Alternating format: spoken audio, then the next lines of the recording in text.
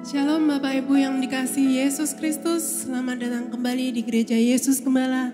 Mari pada saat ini kita teduhkan hati kita, seluruh hidup kita, mari kita masuk di dalam hadirat Tuhan. Bapa Surgawi yang kami kasihi, Tuhan Yesus Kristus dan Allah Roh Kudus, dengan penuh ucapan syukur kami datang menghadap Engkau pada pagi hari ini.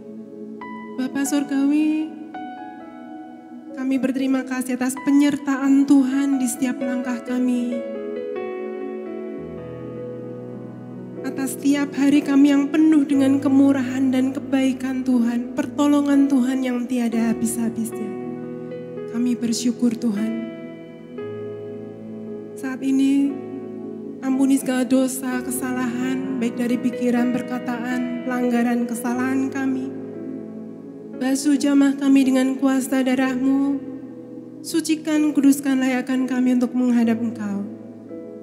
Dalam nama Yesus, kami tutup bungkus pagari bentengi seluruh ibadah pada pagi hari ini, dan dengan kuasa yang sama kami tolak, kami patahkan segala kuasa kegelapan yang hendak mengganggu jalannya pemberitaan kebenaran-Mu pada pagi hari ini.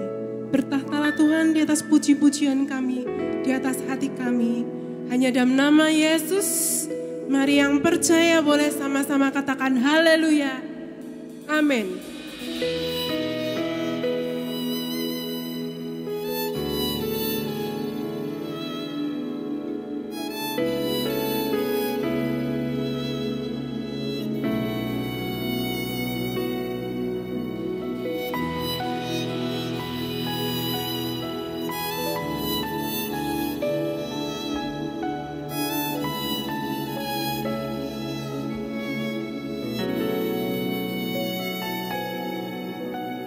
Mujizat terjadi saat Kau di sini. Hadir-Mu Tuhan berkuasa melebihi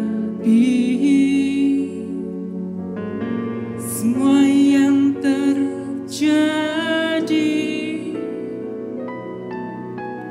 Mujizat tercurah saat ku berserah,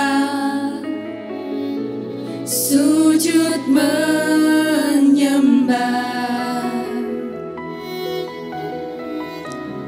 Allah yang berkuasa atas segalanya. Semua di tangan-Mu Tuhan, tiada mustahil saat Kau izinkan. Ku percaya kuasa-Mu bekerja dalam hidupku. Semua mungkin di tangan-Mu Tuhan, ajaib terjadi saat Kau berfirman. Ku percaya kuasa-Mu sempurna dalam hidupku. Semua mungkin bagi-Mu. Mari pada saat ini kita naikkan iman percaya kita kepada Tuhan dengan penuh ucapan syukur. Mujizat terjadi saat Kau di sini. Sama-sama katakan, hadir-Mu Tuhan berkuasa melebihi semua yang terjadi. Mujizat tercurah saat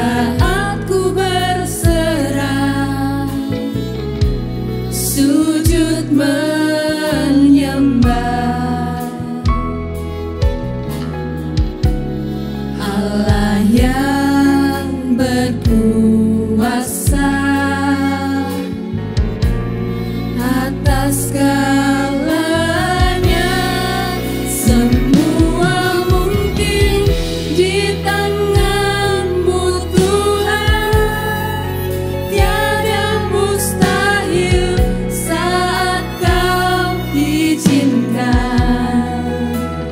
Ku percaya kuasa-Mu bekerja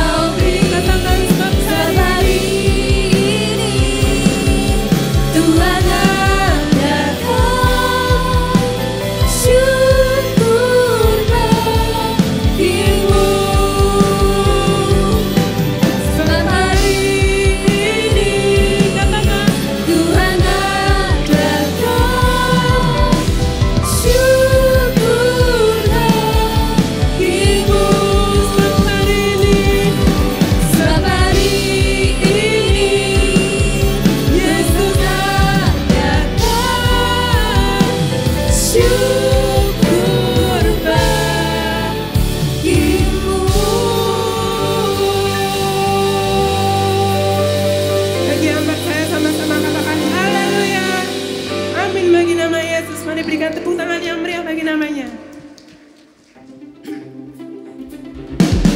Mari berikan sorak-sorai kemuliaan bagi Tuhan Yesus yang sudah membebaskan kita semua.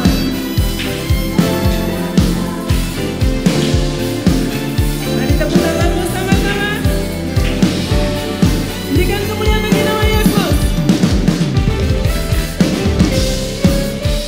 Tangan yang lemah dan lutut yang goyah, luruskan langkah kakimu agar sembuh dirimu.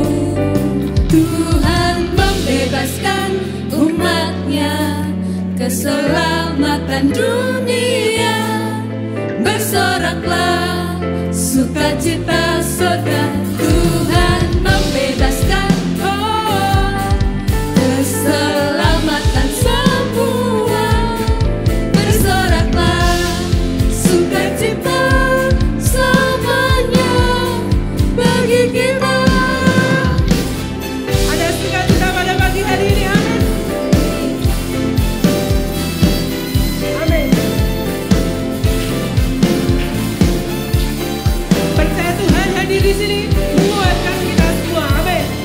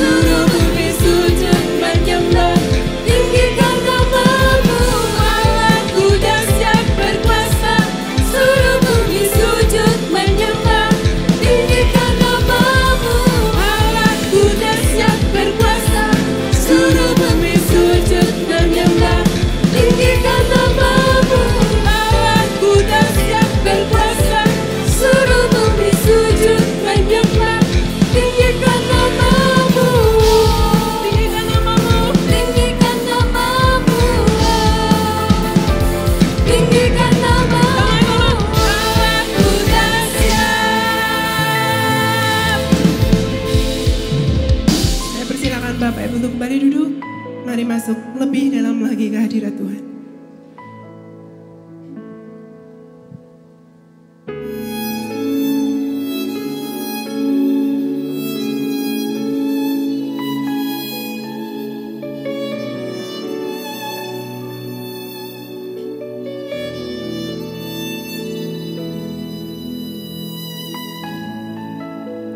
Bersyukur selalu bagi kasih-Mu di dalam hidupku.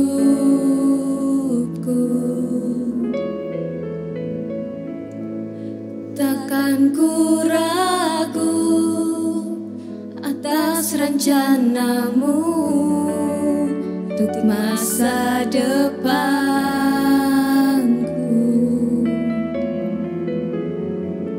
Sebagai Bapa yang baik,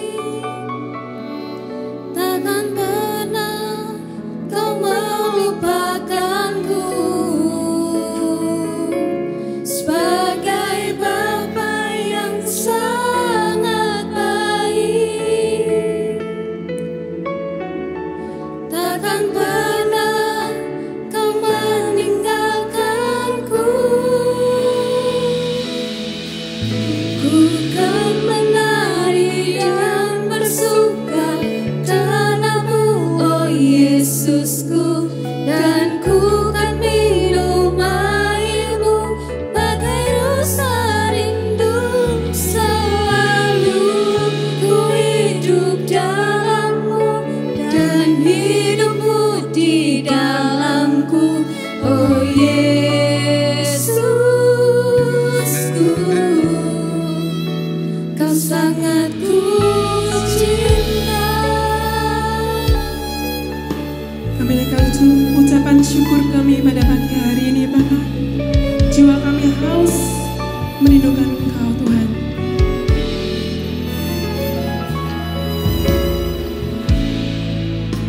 Bersyukur selalu bagi kasih-Mu di dalam hidupku.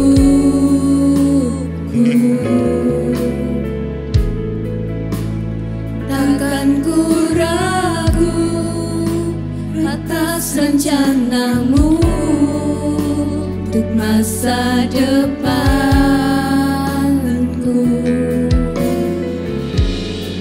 Sebagai Bapa yang baik, takkan pernah Kau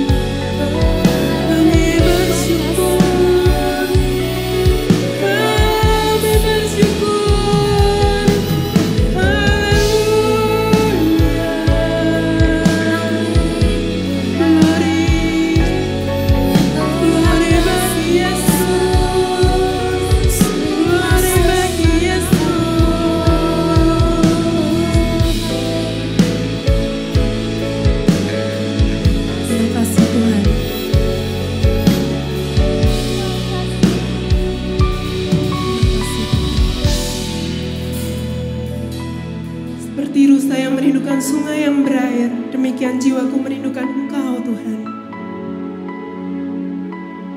Sebab Tuhan memerintahkan kasih setianya pada siang hari, dan pada malam hari aku menyanyikan nyanyian, suatu doa pada Allah yang hidup. Mari katakan kepada diri kita sendiri, mengapa engkau tertekan, hai jiwaku? Mengapa engkau gelisah di dalam diriku? Berharaplah kepada Allah, sebab aku akan bersyukur lagi kepadanya, penolongku dan Allahku. Mari pada saat ini kita mendekat lebih lagi di dalam pelukan Tuhan. Rasakan hadirat-Nya menyucikan kita. Terima kasih Yesus, we thank you Lord. Terima kasih Tuhan, Kau gunung batuku, Kau pertahananku, Kau kota bentengku, Kau keselamatanku, Kau perisaiku. Tabarkah sudah Yesus, Yesus.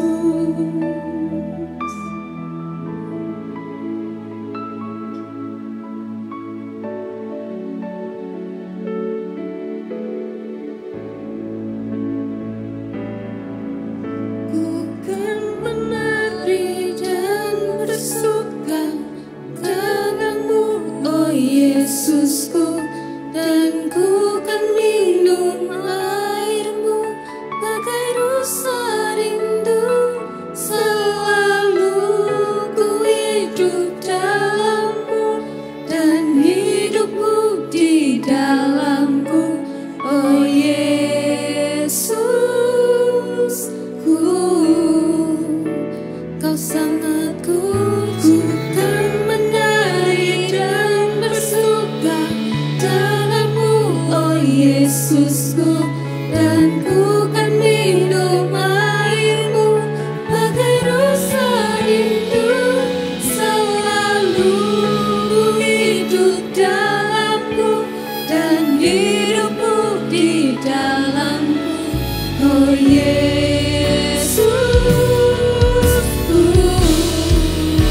Kau sangat ku cinta.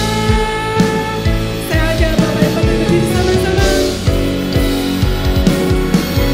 Ku kan menari dan bersuka dalammu, oh Yesusku, dan ku kan minum airmu bagai rusa rindu.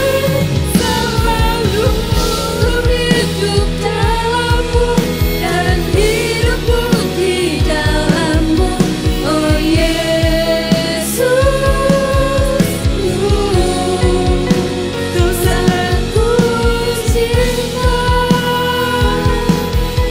oh Yesusku. Mari panggil nama Yesus, oh Yesusku,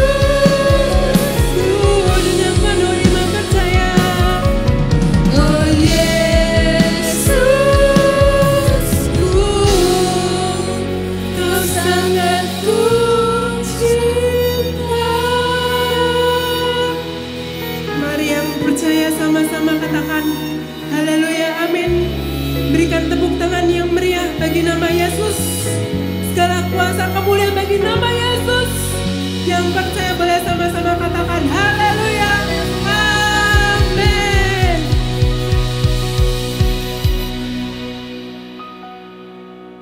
Amin. Terima kasih Tuhan kalau pagi hari ini kami boleh ada di gereja-Mu. Berkati kami, sertai kami. Kami mengucap syukur untuk kebaikan dan kemurahan-Mu selalu.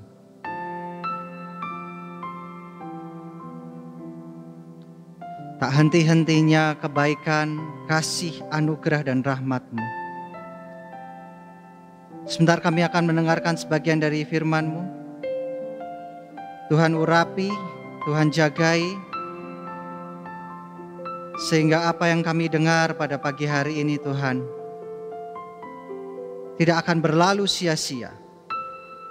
Tetapi setiap firman yang kami dengar, biarlah ini menjadi rema dalam hidup kami. Biarlah setiap firman yang kami dengar akan menghidupkan kami di dalam-Mu. Terima kasih Tuhan. Kami juga berdoa untuk anak-anak dan juga remaja tempat ini. Tuhan berkati, sertai mereka. Jadikan mereka anak-anak yang cinta akan Kau. Anak-anak yang penuh dengan kebaikan dan kemurahan-Mu. Berkati mereka saat mereka masuk kelas masing-masing. Biarlah Tuhan yang memberkati guru-guru dan kakak-kakak pengajar. Terima kasih Tuhan, terima kasih Yesus. Biarlah Tuhan yang cengkram kami untuk kami mendengarkan sebagian firman-Mu. Sehingga kami diberi tanah hati yang subur, tanah hati yang siap untuk menerima firman Tuhan. Dan biarlah setiap yang kami dengar akan kami lakukan dalam kehidupan kami sehari-hari. Terima kasih Tuhan, terima kasih Allah Roh Kudus. Dalam nama Tuhan Yesus Kristus, kami sudah berdoa dan mengucap syukur. Semua yang percaya katakan haleluya. Amin. Shalom Bapak Ibu Saudara sekalian, apa kabar? Puji Tuhan.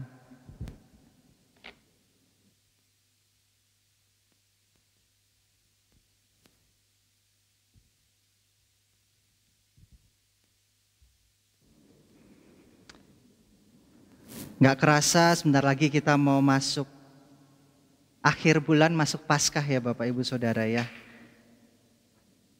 Udah bulan Maret minggu ketiga. Bapak Ibu Saudara, seberapa dari Bapak Ibu Saudara bersyukur? Boleh angkat tangan.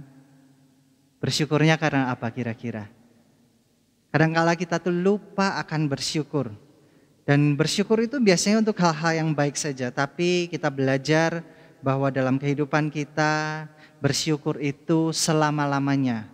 Tidak tergantung keadaan. Dalam Mazmur pasal 52 ayat 9 dikatakan, aku hendak bersyukur kepadamu selama-lamanya, sebab engkaulah yang bertindak karena namamu baik. Bapak Ibu Saudara, orang bersyukur itu punya satu ciri, yaitu apa? Menghindari permusuhan. Orang tuh kalau bermusuhan tuh paling gak enak. Mau sejago ngomongnya kayak apa, mau cinta firman Tuhan seperti apa, mau dia hafal dengan firman Tuhan, tapi kalau musuhan, firman Tuhan tuh gak akan pernah sampai kepada orang yang Anda ajak bicara mengenai firman Tuhan. Satu kali ada pendeta ini diurapi Tuhan luar biasa, tapi dia marah sama tetangganya. Waktu itu entah kenapa dia marah-marah sama tetangganya, dan tetangganya ini dia bilang gini, anak Tuhan, pelayan Tuhan, pendeta, tapi kok bisa-bisanya berkata seperti itu. Bapak Ibu Saudara, ternyata permusuhan itu musuhnya penginjilan. Orang kalau dia punya banyak musuh, penginjilannya tidak akan pernah sampai di hati orang yang diajak ngomong. Pagi hari ini saya ingin membahas mengenai 3 langkah menghindari permusuhan. Musuh itu bisa datang hanya karena sikap kita, perkataan kita, dan bisa juga karena kita nggak ngapa-ngapain kita punya musuh. Mari kita ambil dari 2 Timotius pasal 23 ayat 2. 2 Timotius pasal 2 ayat 23 dan 24. 2 ayat saja pagi hari ini. Dikatakan demikian. Hindarilah soal-soal yang dicari, yang bodoh dan yang tidak layak. Engkau tahu bahwa soal-soal itu menimbulkan pertengkaran. Sedangkan seorang hamba Tuhan ini gak cerita mengenai pendeta. Tapi semua orang yang percaya akan firman Tuhan itulah hamba Tuhan. Dan di sini dikatakan demikian. Sedangkan seorang hamba Tuhan tidak boleh bertengkar. Bertengkar, bertikai, bermusuhan itu bukan yang Tuhan mau dalam hidup kita. Orang disebut hamba Tuhan itu artinya adalah orang yang mendedikasikan, yang mengabdikan hidupnya untuk Tuhan. Dan orang tidak bisa tidak mendedikasikan hidupnya atau tidak memperhambakan dirinya kepada sesuatu atau kepada hal-hal tertentu.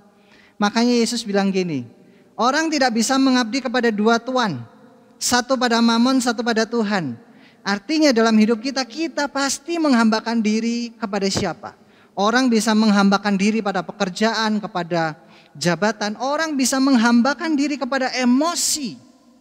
Zaman sekarang nggak tahu ya, saya seringkali kalau anak-anak muda sekarang susah dikit butuh healing.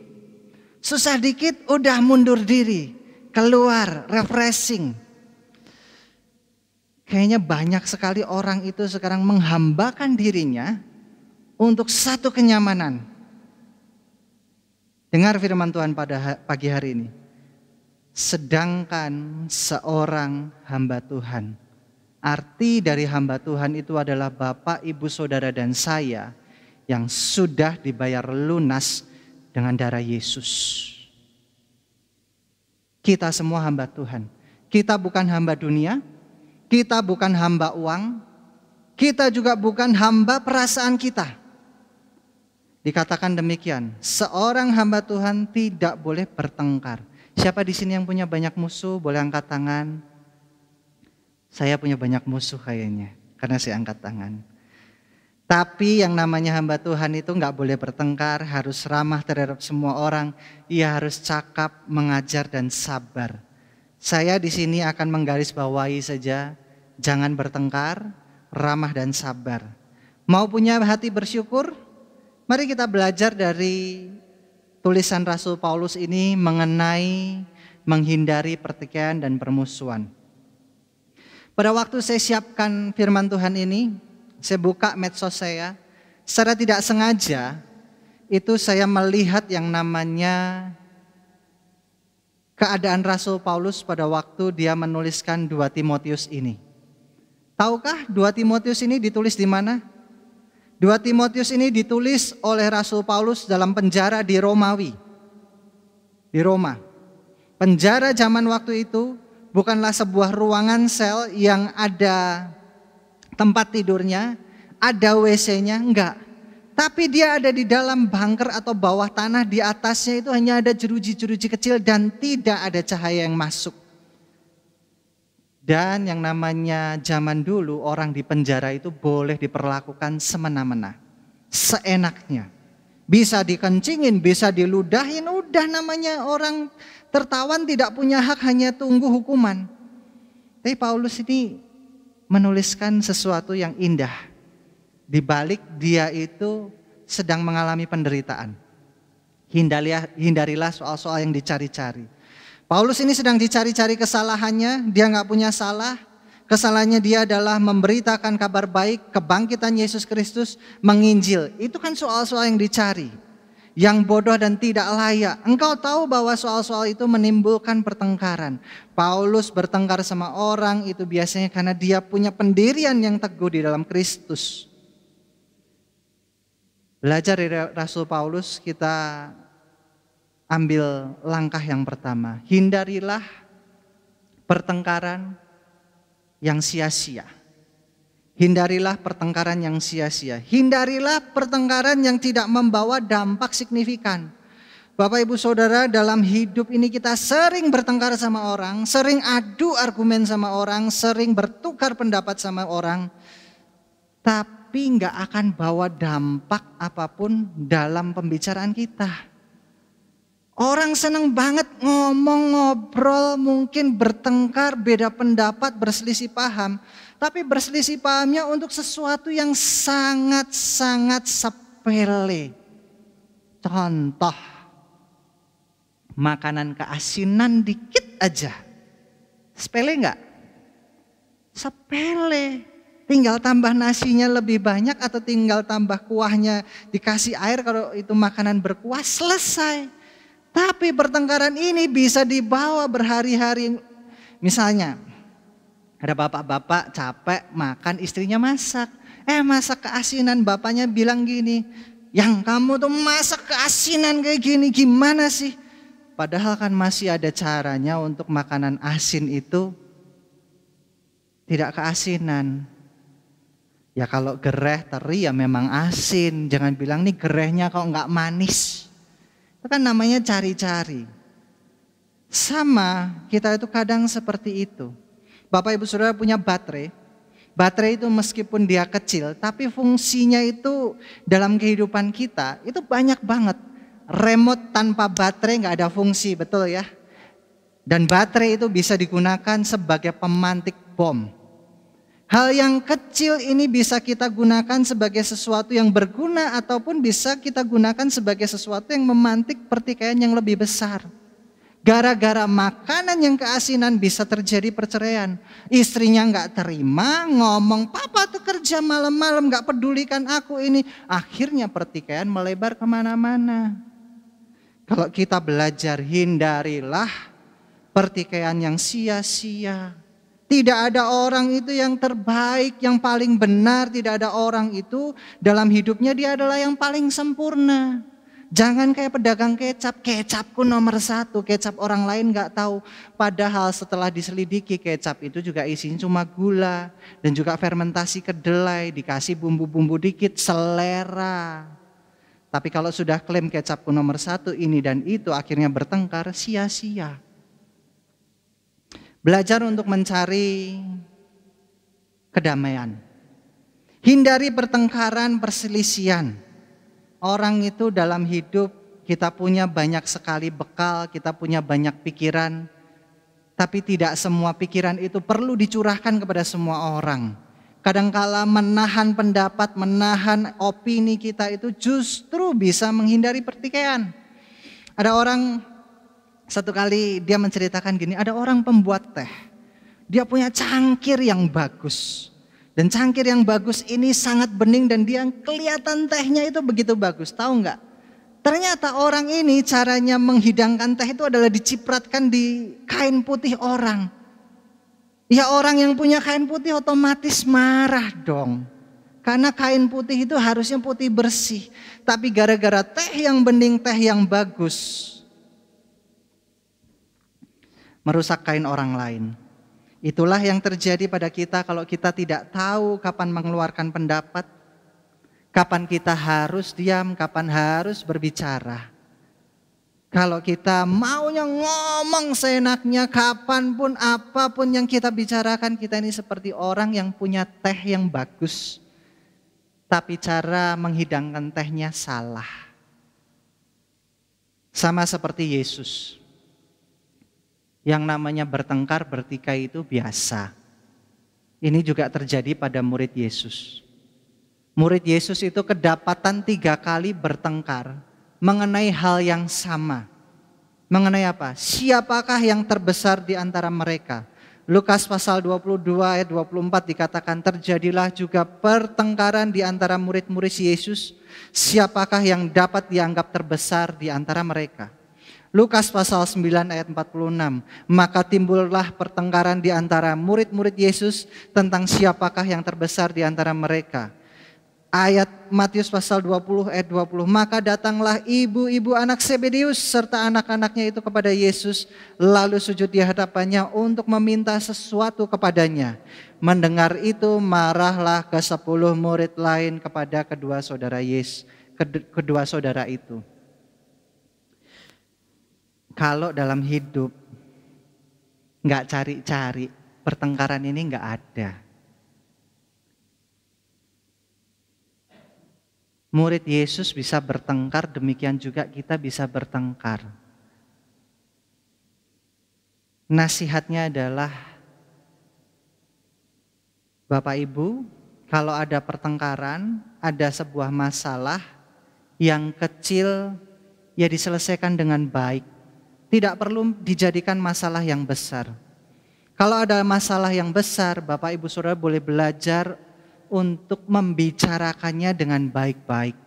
Terutama apa? Dengan saudara, dengan ipar, dengan adik, dengan anak, dengan teman sekelas, dengan teman pelayanan. Teman pelayanan bisa bertengkar, wajar. Tapi kan mereka habis bertengkar, apa yang terjadi? 12 murid Yesus, 1 mengkhianati, 11 memberitakan firman Tuhan sampai mereka mau mati bagi Tuhan. Sudah nggak ada lagi soal-soal siapa terbesar di antara mereka saat mereka tahu bahwa tujuan hidup mereka adalah menjadi hamba Tuhan. Hamba kebenaran, hamba firman Tuhan. Jangan pernah merasa aku ini paling penting. Kalau sudah merasa seperti itu, kita akan berusaha untuk merendahkan orang lain. Yesus ngomong gini, carilah kerajaan Allah dahulu, maka semua itu akan ditambahkan. Ingat, tanda matematika tambah itu adalah bentuknya seperti salib. Semakin kita mencari Tuhan, semakin salib itu ada dalam hidup Bapak Ibu Saudara. Bukan kekayaan, bukan kemuliaan, bukan juga kedudukan. Yang ditambahkan itu adalah kesabaran, kasih, kebijakan, kelemah lembutan. Belajar, hindari pertikaian yang sia-sia, soal yang rendah, soal yang gampang, jangan dibesar-besarkan. Yang kedua, mau menghindari pertikaian, jadilah orang yang toleran. Memiliki sifat yang bisa menerima perbedaan. Banyak di antara kita itu enggak mau terima perbedaan. Ada sebuah perkataan dunia mengatakan gini, ada 1000 jalan ke Roma, betul ya? Mau ke Roma itu lewatnya bisa macam-macam, karena Roma itu di tengah, dia bisa lewat sisi kanan kiri dari banyak jalan. Tapi hanya satu jalan ke surga. Saya setuju banget ini. Dalam kita menyelesaikan permasalahan dunia itu banyak cara. Saya punya teman Bapak Ibu Saudara. Teman saya ini kalau udah kerja dia mati-matian kerjanya. Dia ingin menyelesaikan masalah, problemnya cuma satu. Dia cuma punya satu pikiran gini. Kalau menyelesaikan masalah harus dengan cara saya, kalau tidak dengan cara saya berarti itu bukan penyelesaian. Saya ulang ya, saya punya teman saya ini kalau kerja senang banget, dia orang baik. Tapi problem dia adalah cuma satu hal, kalau dia ingin menyelesaikan masalah, dia cuma punya pikiran gini, saya punya solusi dan ini satu-satunya solusi yang bisa memecahkan masalah menurut pemikiran dia. Padahal yang namanya masalah itu pemecahannya bisa banyak sekali. Orang yang toleran, dia akan mau menerima pendapat orang lain, mau menerima masukan orang lain, mau menghargai perbedaan, mau menghargai kebutuhan orang lain. Itu namanya orang toleran. Banyak di antara kita gak mau toleran, pokoknya mauku gini ya udah gini, dah selesai. Hanya ini aja sudah, satu-satunya, aku yang paling benar. Nah kalau sudah seperti itu, maka yang terjadi biasanya adalah kita akan bertengkar dengan banyak orang karena kita memaksakan kehendak. 2 orang menempuh jalan yang berbeda. Misalnya kita ke Jogja. Yang satu lewat Solo, yang satu lewat Muntilan. Mereka bertemu, wah mereka cerita, pokoknya tadi tuh aku melewati ini dan ini. Pokoknya sampailah saya di Jogja. Itulah jalan yang benar, yang lewat Muntilan. Enggak. Aku lewatnya sini. Kemudian ada pohon belok kiri, lurus kanan. Nah saya sampai sini. Mereka bertengkar dengan kerasnya padahal mereka di satu tempat yang sama. Orang yang tidak toleran, dia akan mengungkit segala perbedaan, segala permasalahan padahal sudah selesai. Bisa dicapai dengan cara yang lain. Orang yang tidak toleran itu adalah orang yang tidak mau terima masukan, orang yang tidak mau terima kritik, orang yang tidak mau terima saran. Dia hanya apa? Mengikuti yang dimau dia sendiri. Belajar Bapak Ibu Saudara, jadi toleran itu bukan kompromi terhadap dosa. Toleran itu artinya kita mau menghargai, mau mengerti orang lain. Peribahasa tadi, ada 1000 jalan ke Roma, tapi satu jalan ke surga. Saya setuju banget ini. Dalam semua agama ada yang namanya eksklusivitas iman. Iman yang eksklusif. Semua agama akan klaim bagaimana jalan masuk ke surga. Kita sebagai orang Kristen percaya masuk ke surga hanya karena kasih karunia Tuhan, hanya karena kasih karunia Allah, dan karena Yesus yang menebus kita. Itu satu-satunya jalan ke surga bagi kita yang percaya di dalam nama Yesus. Problemnya gini, iman kita jangan dibandingkan sama iman orang lain. Agamamu adalah agamamu, imanmu adalah imanmu. Kalau ada orang bertanya, jawab. Tapi kalau ada orang tidak bertanya, jangan Bapak Ibu Saudara serang iman mereka. Menyerang iman seseorang tidak akan pernah membawa orang itu bertobat. Saya katakan ya, menyerang iman orang lain, menyalahkan orang lain, merendahkan orang lain yang di dalam iman mereka tidak akan pernah membawa mereka percaya Yesus. Belajar dari 2 Timotius pasal 2 ayat 25. Mau Bapak Ibu Saudara sebagai penginjil yang efektif? Dengarkan ini. Dan dengan lemah lembut dapat menuntun orang yang suka melawan. Pertengkaran, permusuhan tidak akan pernah membuka hati orang untuk terima Yesus. Sebab mungkin Tuhan memberikan kesempatan kepada mereka untuk bertobat dan memimpin mereka sehingga mereka mengenal kebenaran. Selain kita ini sebagai pemberita firman, ada hal yang kedua. Kita jaga iman kita. Banyak orang ini ngurusin iman orang lain sampai lupa jaga iman kita. Kita bisa cerita tentang Yesus dan menyalahkan orang lain bahwa apa yang mereka lakukan salah. Tapi doa gak pernah, baca firman gak pernah, sama keluarga bertengkar. Dalam hidupnya gak pernah ada damai sejahtera. Pemberitaan iman karena emosi atau kekesalan tidak akan pernah membawa dampak yang baik. Penginjilan paling sempurna, paling efektif adalah ketika Bapak Ibu Saudara ketemu dengan orang tersebut jahat kepada Bapak Ibu Saudara, orang tersebut mengkhianati Bapak Ibu Saudara, orang tersebut menyakiti Bapak Ibu Saudara. Tapi Bapak Ibu Saudara tetap baik sama dia. Sama seperti perintah Yesus. Kasihilah orang yang menyakitimu, berdoalah bagi mereka. Kita belajar banget jangan sampai menjadi orang Kristen yang ofensif terhadap iman orang lain. Bayangkan gini deh. Kita punya kepercayaan kepada Yesus. Punya Tuhan yang kita sayang, yang kita hormati. Tuhan kita direndahkan. Senang gak? Yang senang boleh angkat tangan. Gak senang kan? Sama dengan orang lain. Jadi orang itu memperhatikan perasaan orang lain. Saat kita gak mau digitukan, jangan berbuat seperti itu kepada orang lain. Saat kita mengasihi orang, saat kita merawat orang, saat kita hidup dalam kebenaran, justru tanpa berbicara banyak hal, orang tersebut akan melihat bahwa Yesus hidup dalam kita dan Roh Kudus benar-benar bekerja dalam kita. Tugas kita menjadi orang yang menjaga iman. Banyak di antara kita ini gak jaga iman sampai kita lupa. Yohanes 14 ayat yang ke-6 dikatakan demikian, akulah jalan dan kebenaran dan hidup. Gak ada seorang pun datang kepada Bapa kalau enggak lewat aku. Jadi jaga iman Bapak Ibu Saudara.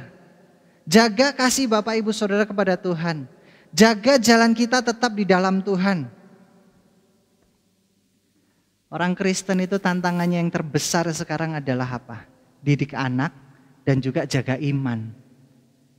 Bapak Ibu Saudara sadar bahwa anak-anak di bawah kita itu mereka punya logika yang kuat. Mereka punya reason yang harus tepat supaya mereka ini bisa percaya sama Yesus. Enggak kayak zaman dulu, ayo ke gereja. Kita mah nurut-nurut aja zaman dulu ke gereja. Tantangannya beda. Belajar untuk jaga iman kita. Jangan sampai kita ini kehilangan iman kita. Orang itu kehilangan iman itu bisa dalam segala posisi. Kalau Bapak Ibu Saudara belajar firman Tuhan di dalam raja-raja, para raja ini kehilangan iman mereka. Mereka lihat dewa itu bisa membuat sejahtera dan mereka ini lari dari Tuhan yang mereka sembah dan mereka menyembah dewa-dewa lain. Akhirnya apa? Akhirnya apa yang mereka lakukan mulai sia-sia. Apa yang mereka lakukan mulai tidak berhasil.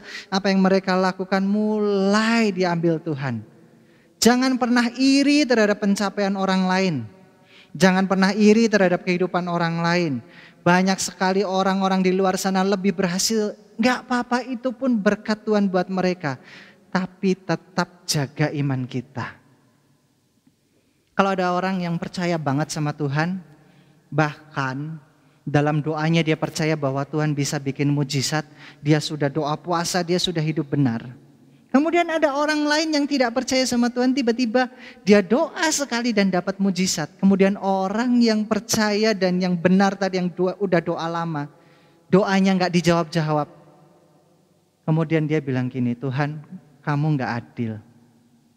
Tuhan tuh gak adil. Aku sudah doa lama loh Tuhan. Aku udah setia loh Tuhan. Kok kamu gak jawab? Bukankah itu juga bagian kita untuk kita jaga iman? Saat Tuhan berkata tidak terhadap doa kita. Belajar Bapak Ibu Saudara untuk jaga iman dalam setiap musim kehidupan kita. Yang terakhir, jadilah orang yang ramah dan sabar. Sabar itu menahan amarah. Dan ramah itu datangnya dari apa? Dari hati yang tenang. Ramah dan sabar ini temenan. Pertengkaran itu biasanya terjadi karena amarah yang tidak tertahan. Dan hati yang panas. Saat orang itu gak sepaham, secara gak sengaja, intonasi suara itu naik. Kalau sudah intonasi suara naik, yang satu gak mau kalah dong, naikin. Tensinya naik. Kalau sudah tensinya naik, mulai tunjuk-tunjuk. Kalau udah mulai tunjuk-tunjuk, nanti mulai dorong-dorong. Kalau udah mulai dorong-dorong, pukul-pukul. Bisa terjadi. Ini gak cerita tentang orang yang terdidik aja. Di Amerika itu ada orang-orang, meskipun mereka terdidik, meskipun mereka disebut negara maju, tapi ternyata mereka sama sekali tidak bisa menahan amarah, juga gak bisa tahan yang namanya emosi. Mereka bahkan suka sekali yang namanya dengan vandalistik atau kebiasaan merusak. Perusahaan Uber itu perusahaan yang antar makanan di Amerika. Perusahaan ini pernah memberikan layanan antar makanan menggunakan robot. Jadi orang kalau di kita pesen aplikasi online pesen makan gitu ya. Di Amerika itu pesen, tapi yang nganter udah bukan orang lagi. Yang nganter robot. Tahu nggak Bapak Ibu Saudara? Saking isengnya orang Amerika, saking mereka ini adalah orang yang terdidik dan maju. Robot yang ada itu diambil, dijatuhkan, diambil kakinya, rodanya dipatahkan. Ngapain mereka lakuin itu? Just for fun. Orang yang penuh dengan amarah itu merusak. Orang yang penuh dengan amarah itu gak pernah menimbulkan hal yang baik dalam hidupnya. Berbeda sekali dengan orang Jepang. Setelah gagal di Amerika, mereka gak kehilangan akal perusahaan ini. Kira-kira negara manakah yang paling mungkin untuk kita jadikan uji coba pengantaran makanan ini menggunakan robot? Dipilihlah Jepang. Kenapa? Jepang negara yang secara pendidikan maju, Orangnya ramah-ramah, tingkat kejahatannya rendah, dan di sana orang itu tertib. Kalau Bapak Ibu Saudara pernah lihat yang namanya orang Jepang naik kereta, mau sepenuh apapun, mereka itu kasih lewat dulu orang yang keluar, setelah orang itu keluar, baru mereka masuk. Mau penuh pun mereka masuk dengan tertib. Ternyata uji coba Uber ini berhasil di Jepang. Kenapa seperti itu? Karena kesabaran dan keramahan orang Jepang itu teruji. Kita dalam hidup juga sama kok. Seringkali kesabaran kita diuji. Orang mancing itu ujian kesabaran. Betul ya? Tunggu. Tunggu apa? Umpannya dimakan ikan. Satu kali ada dua orang sahabat ini pergi mancing. Mereka mancing di kolam yang berbeda. Yang satu kolam kesabaran, yang satu kolam berkat. Wah ya pasti carinya kolam berkat dong Pak, masa kolam kesabaran. Orang yang ada di kolam kesabaran ini mancing. Tes. Oke, ini yang pertama ya. Orang kedua yang temenan tadi. Kolam berkat, kolam jawaban, mancing. Tes. Sama mereka nunggu. Yang kolam berkat 3 jam, 4 jam udah dapat ikan, ikannya banyak. Yang kolam sabar dong, udah 4 jam, 5 jam, aduh masih belum ada. Yang udah dapat ikan, dapat penuh, dia ngomong, bro berangkat dulu ya, udah banyak nih ikannya. Sabar, kamu pasti dapat. Berangkat 8 jam, pemancing pertama tadi kolam kesabaran tidak dapat apa-apa. Tidak mendapatkan apa-apa. Yang di kolam berkat tadi udah dapat banyak. Hari kedua demikian mereka berangkat bersama lagi. Yang ini dapat berkat lagi, yang ini dapat ikan berkat dari kolam berkat, yang ini gak dapat apa-apa hari kedua. Orang yang mancing di kolam berkat dia bilang, bro pergi dulu ya, udah dapat banyak nih. Bapak Ibu Saudara bayangkan perasaan Bapak Ibu Saudara waktu ada di kolam kesabaran. Liatin yang sana dapat berkat, dapat apa yang dia minta, apa yang dia inginkan. Yang satu masih sabar. Yang satu masih sabar. Gak dapat apa-apa. Hari ketiga. Mancing lagi. Gak usah nunggu 3 jam. 2 jam penuh. Pulang. Bro pulang gak asik ya. Udah dapat makanan. Udah dapat ikan banyak.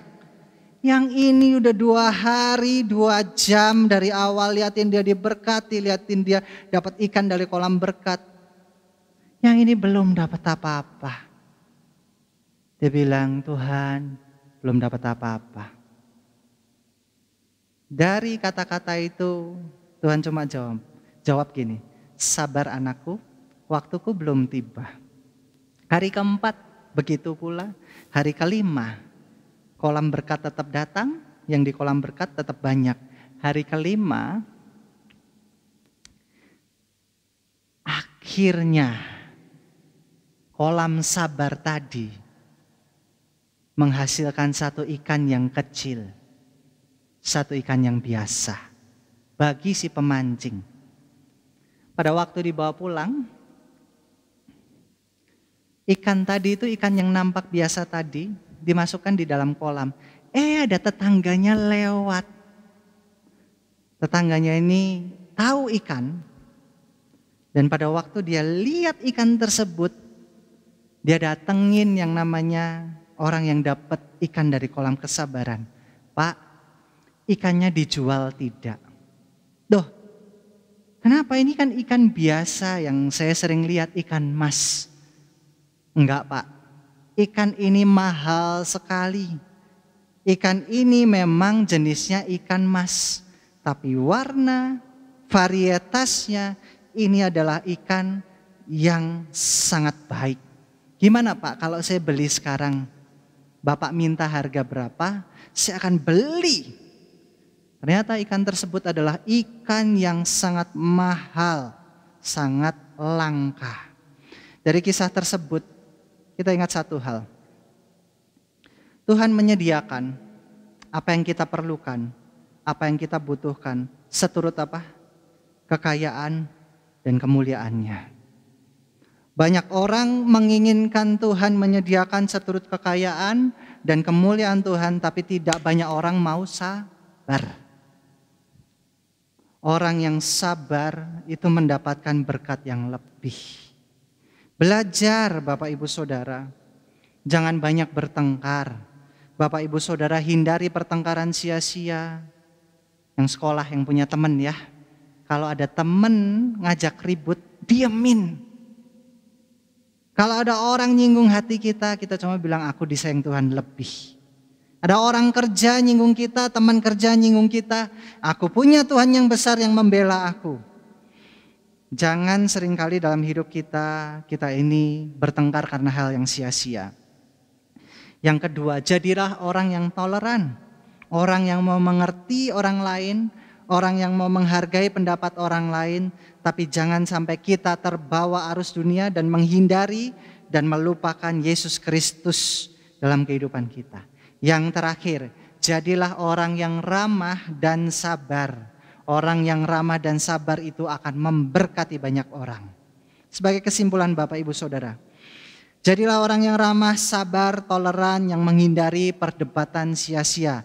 Semakin sering berdebat, semakin punya banyak musuh, Bapak Ibu Saudara tidak akan pernah menjadi berkat. Ada perkataan terakhir yang menarik. Kelemah lembutan bukanlah ketidakberdayaan. Akan tetapi kelemah lembutan adalah kekuatan yang ada di dalam kendali. Orang yang sabar, orang yang ramah itu bukan berarti orang tersebut itu lemah. Bapak Ibu Saudara yang Bapak Ibu Saudara punya sopan santun yang baik, punya jiwa yang ramah, itu bukan berarti Bapak Ibu Saudara itu lemah kalah, enggak. No. Tapi justru orang yang ramah dan sabar adalah orang yang tahu kekuatan dirinya, tahu kekuatan Tuhan, tahu bagaimana membawa dirinya. Kelemah lembutan adalah kekuatan yang di dalam kendali. Orang bisa pandai, tapi kalau tanpa kendali, orang tersebut akan menyakiti banyak orang. Betul? Ada orang pandai sekali, tapi setiap perkataannya menusuk, sakit. Saya waktu bawakan firman ini pun saya juga belajar. Perkataan saya seringkali menyakiti. Saya belum ramah, saya belum lemah lembut, saya belum sabar. Tapi pada waktu sampaikan ini, pada waktu saya lihat kemarin sebuah video di tayangan di handphone saya. Aduh, Rasul Paulus itu kok bisa memberikan tulisan yang indah, tenang, penuh dengan kelemah lembutan. Di dalam penganiayaan, di dalam gelap, di dalam situasi yang pengap. Dia bisa ngomong gini loh, Bapak Ibu Saudara, hindarilah pertengkaran. Sebab pertengkaran itu tidak membawa sesuatu yang baik. Hindarilah soal-soal yang dicari-cari, soal-soal yang tidak perlu dan tidak layak. Engkau tahu bahwa soal itu menimbulkan pertengkaran. Ini yang nulis bukan orang yang di puncak kejayaan dialu-alukan, ini orang di penjara. Mungkin dia habis dipukul, diludahin, dikencingin mungkin. Dia ngomong gini, sedangkan seorang hamba Tuhan tidak boleh marah, tidak boleh bertengkar, tapi harus ramah terhadap semua orang. Ia harus cakap mengajar dan sabar. Oleh karena itu pada waktu dia dibebaskan Tuhan dari penjara, kepala penjara itu bertobat seisi rumahnya. Kenapa? Sifatnya Paulus Yesus hidup dalam diri Paulus. Kenapa waktu kita buka mulut ngomong soal Yesus banyak orang menentang? Belajar. Di dalam diri kita, Yesus harus hidup. Yesus harus lebih besar dari apa yang kita mau. Mari kita tunduk kepala kita saat teduh.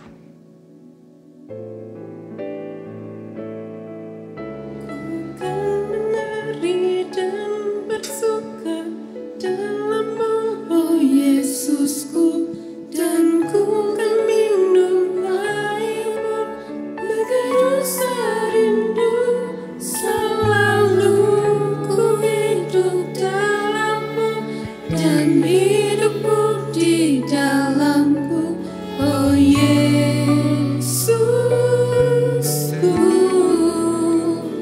Kau sangat ku cinta.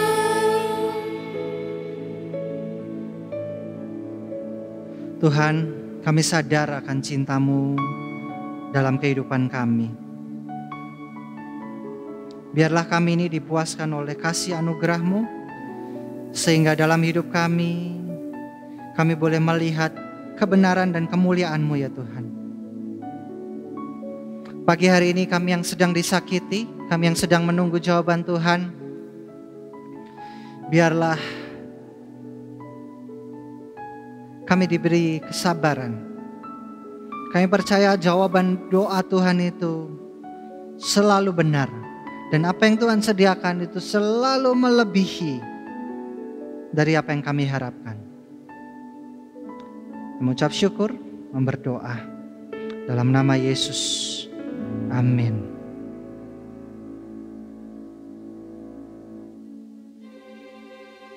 Mari kita bangkit berdiri bersama-sama, kita naikkan sebuah doa ucapan syukur atas berkat Tuhan di dalam hidup kita.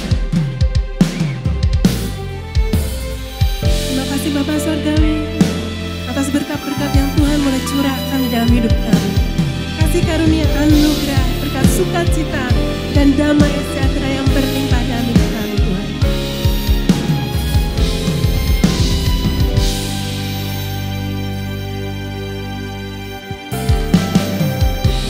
Tuhan berjanji akan memberkati, Dia turunkan hujan pada masanya. Tuhan berjanji akan melimpahi, Dia pastikan tanah memberi hasilnya. Kita akan kenyang oleh kebaikan Tuhan, diam di negeri aman dan terang, dalam perlindungan tangannya. Sebab Tuhan mengangkatku ke atasku dan menegakkan langkah hidupku, dalam naungannya damai sejahtera.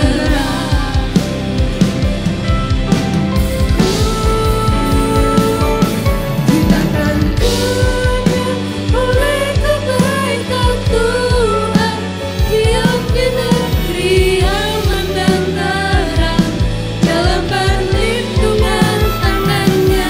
Sebab Tuhan mengangkatku ke atasku dan menegakkan langkah hidupku, dalam naungannya damai sejahtera. Dalam naungannya segala sukacita. Selama-lamanya Tuhan Yesus berkati.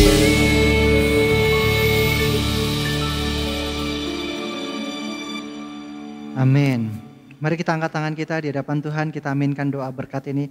Murid Yesus Gembala, terimalah berkat jasmani, jiwani, dan rohani dalam keluargamu, pekerjaanmu, studimu, pelayananmu, dan komunitasmu. Diberkatilah engkau dengan kehidupan kekal, diberkatilah engkau dengan hikmat ilahi, diberkatilah engkau dengan kekuatan dan pengharapan kekal, diberkatilah engkau dengan kekayaan dan kemuliaan Tuhan, diberkatilah engkau selalu dalam damai sejahtera dan sukacita, diberkatilah engkau dalam terang kasih dan iman sejati. Dialah Tuhan yang tidak berubah sekarang dan selamanya, yang menghadapkan wajahnya padamu, menyertai engkau selamanya untuk memberitakan kabar baik sampai ke ujung dunia. Saudara-saudara yang Tuhan Yesus kasihi, terimalah berkat anugerah pemeliharaan kekal dari Allah Bapa, berkat rahmat pemulihan dari Tuhan Yesus Kristus, berkat pertolongan penghiburan kekal dari Allah Roh Kudus dalam kehidupanmu dari sekarang sampai Maranatha, sampai Tuhan Yesus datang kedua kali dalam kemuliaan dan sampai selama-lamanya. Semua yang percaya katakan haleluya. Amin. Bapak Ibu silahkan duduk saat teduh. Sampai ketemu minggu depan. Tuhan Yesus memberkati.